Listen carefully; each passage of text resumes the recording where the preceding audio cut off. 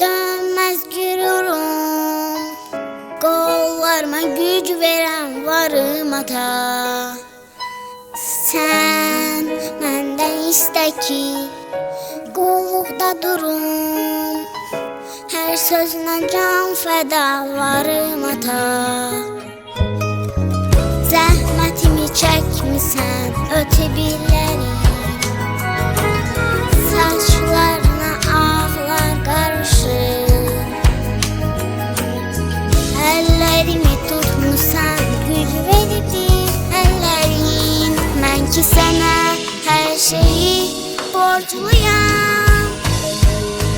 Sensiz olmaz övladım dadı dünyada. Yoktur elə bir nəfər sənə tayata.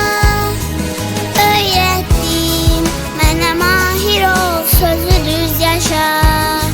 Sən mənim ən böyük dayağım sana yata. Sən mənim ən böyük dayağım sana yata.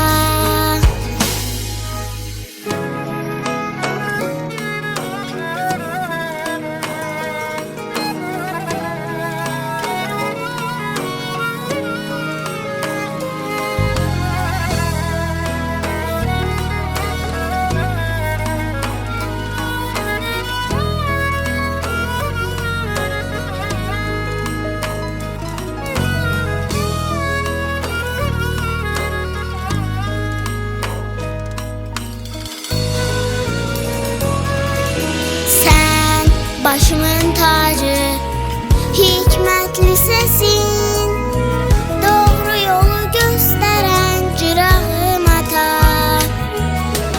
Sen bir hayat kimi, candır nefesin.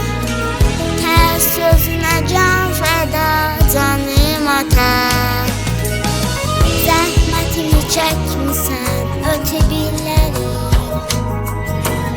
Saçlarına ağlar qarışır. Əllərimi tutmusan güc veribdir əllərin. Mən ki